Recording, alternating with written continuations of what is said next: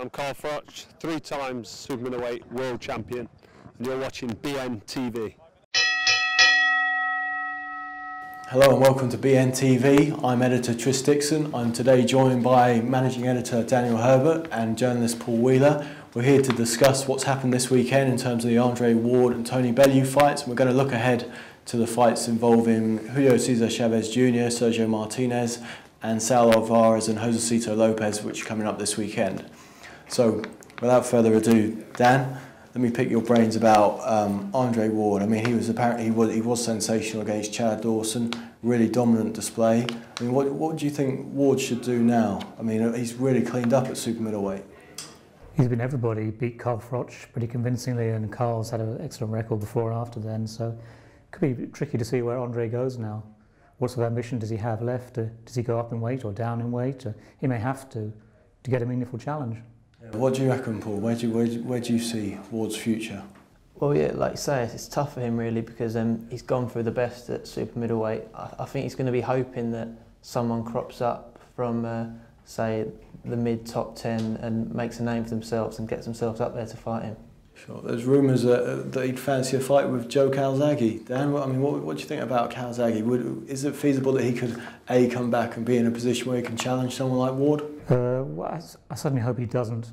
It's possible that Calzaghe could come back and get licensed and get himself in some sort of shape, but he'd never be in good enough shape to, at the age of 40 years old to beat Andre Ward. It'd be a non-starter really, I think. It would be horrible. What about, Paul, say Ward moving up to light heavyweight to fight the likes of Pascal, Tavoris Cloud, those guys? What do you think? They present a stiff challenge for him?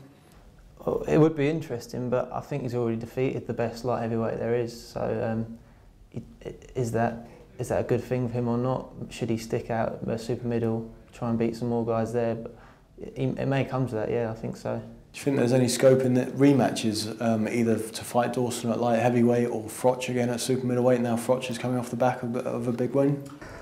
Well, Ward did beat Carl Froch pretty clearly on points, and the fact that Froch went the distance compared to Dawson's performance being stopped gives it more legitimacy than a Dawson rematch, even in a different weight. And Carl's already had one good win since then. If he had another one or two, it's a feasible rematch. You'd think that Ward would win the rematch, but you know, if Carl could have, say, another convincing stoppage win, you could possibly sell it. Yeah. I don't think Dawson's citing the drop in weight as the reason for the loss over the weekend, but how much do you think that could have affected him? Before I said that if it was at a catch weight, I would have fancied Dawson a lot more than I did. I think it'd be closer to a 50-50 fight, whereas the way it was more of a 70-30 almost, wasn't it? Yeah, I mean, you think with Ward fighting at home in Oakland, where he sort of seems to want to stay. I think there was 8,500 people there in Oakland, so it was a good crowd for him. But fighting at home and getting Dawson to drop down and weight, there were two big advantages for him going into the fight, weren't they, Dan?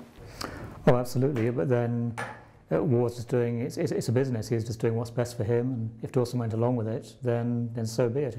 Dawson can't really complain now. He agreed to travel across the USA for that fight. He agreed to drop the weight, and he can't really complain about it after the fight. Legacy's carved out by people saying, "Oh, well, it's good business to get the upper hand." Yeah, that's a fair point. But you can only beat the people you can get to fight you, and if they agree to fight you at your weight, then that's a good management. It's good training. It's a good career strategy really by Andre Ward. You've got to give Dawson a lot of credit, I think, haven't you, for taking the fight, for taking it on those terms, in terms of dropping the weight, dropping the 7 pounds, which he hadn't done in 4, 5, 6 years, and also going to Oakland for the job. I mean, you've really got to give him credit, haven't you? Well, yeah, it was a brave decision. I mean, you can't take that from him, but given not just the fact that he lost, but that he was so convincingly humbled, which could affect his future career earnings now, you have to think maybe he overestimated his ability in the ring. Foolish decision? Foolish is harsh, but in fact, you know, boxers are always very brave. They always have 100% confidence in their own abilities, and they have to be to get to the top of boxing. It's a very hard game. But there's a certain point when you need to step back and have independent advisors who can give you neutral advice rather than tell you what you want to hear.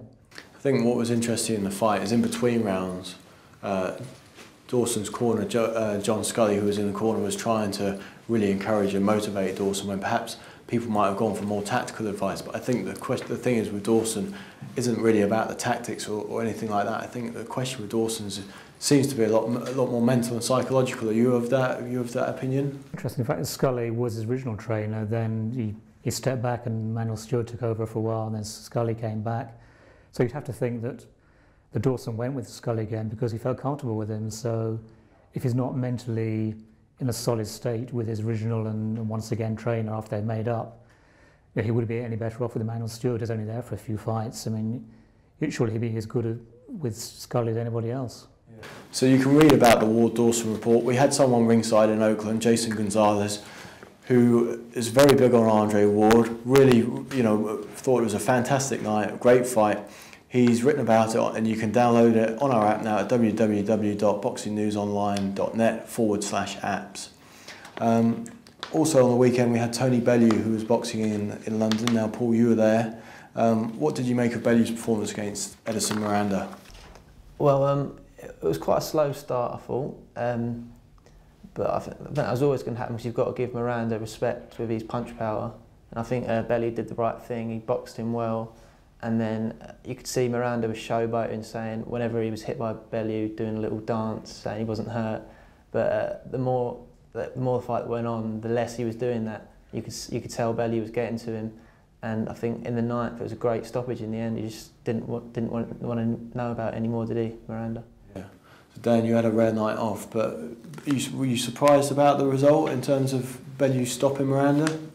I think Bellew was always a favourite to win that fight, but how he won it depended on what saw Miranda turn up. In recent years, Miranda's become a bit erratic. He can definitely punch, and they always say the punch is the last thing a fighter loses. But with Miranda, it could be a mental state really that comes into play. It's just how he feels. Sometimes he can slug it out for 12 hard rounds. Other times, once he gets hurt early on, he can just lose interest and can just crumble. I think he crumbled against Bellew. It's still a good win for Bellew. We shouldn't take anything away from him. Because he did land some hard punches to wear him down, from what I've heard. So you know a bit about some of the other light heavyweight champions. You've seen Cleverly, you know a bit about Babet Shumenov too. Do you think going from Miranda to someone like Shumenov is too big of a jump for Bellew? Not really. Bellew's about 29, 30 years old now. He's quite an experienced amateur with ABA titles. He's probably as good as he's ever going to be. So you have to strike while the iron is hot. If Matchroom and Eddie Hearn can make that fight, now's probably a good time to make it, rather than wait. And because Bellew is formerly boxed at cruiserweight, he probably finds it hard to make the weight. He can make it. He has to work hard to do it, and he can't do that forever. So now's the time to make the fight. Shumenov hasn't had many pro fights, so arguably he's not as seasoned as Bellew, or do you disagree because of Shumenov's amateur background? Well, he's had a few title fights, a few 12-rounders, Shumenov, but tends to fight either in Kazakhstan, his homeland, or in Las Vegas, his home base. Very rarely ventures away from there, so you have to wonder how confident he really is in his abilities. Obviously, it would be a huge boost if Bellew could get the fight in Liverpool or anywhere in the UK or Europe. He just doesn't want to travel to Kazakhstan, certainly, or even to Vegas. So if he can get the fight into Europe, then he has a pretty good chance. Yeah. Paul, how about Bellew possibly fighting Cleverly again in terms of, I mean, whether or not it can happen because of the promotional issues, we don't know. But if they were to get into the ring, do you think Bellew's improved enough to have a different performance against Cleverly? I think he's definitely improved. Whether or not that'll mean he can beat him, I'm not as sure. Because I rate Cleverly, and he's a great champion, even though he gets sometimes unfair criticism, I think. He's found it difficult to get the big fights, but a lot of people in that division have, I think, because like Dan was saying about Shumenov, he tends to avoid the big names, likes to stay in his home base. But I think it would be even closer if Bellew fought Cleverly, yeah. I mean, it's not the most glamorous division, is it? Once you take away the big Americans, Cloud, Dawson and so forth, there's not loads of people. It's not a massively deep division. So if you're not fighting one of those guys, it's got to be very hard to find a guy who's sort of in the top 10 or 15 that people have heard of, don't you think, Dan?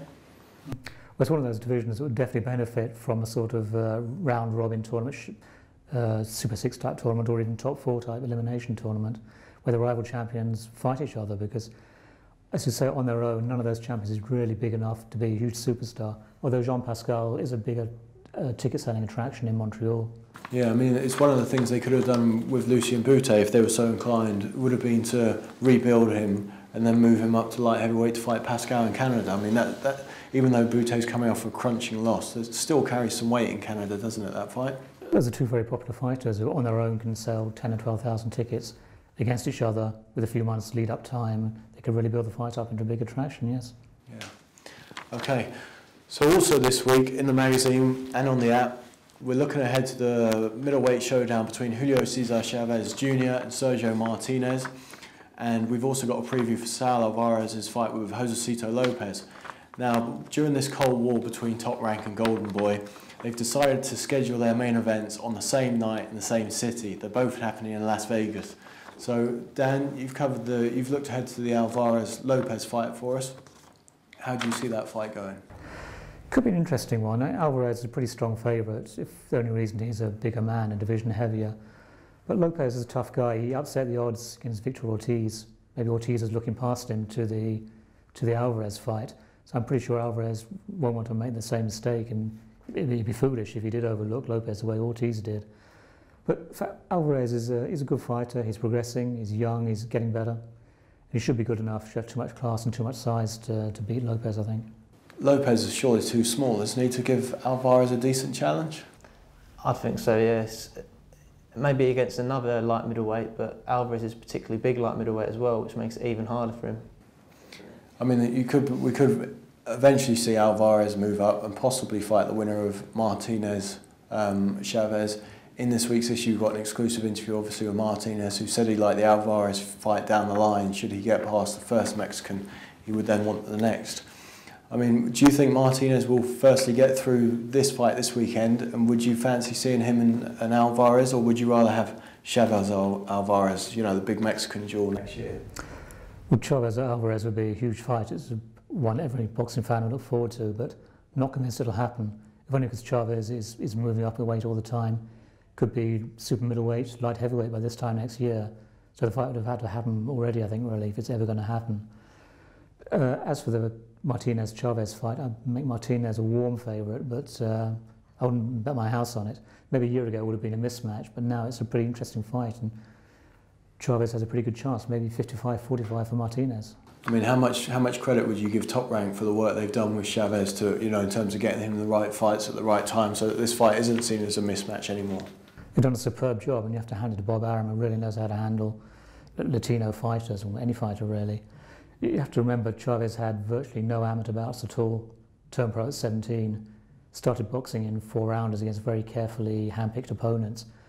But the policy turns out to be the right one because he has developed at the right pace. And he had to do that though, didn't he? Because with his name, you couldn't thrust him under the spotlights with no major fights, could you, you know, behind him?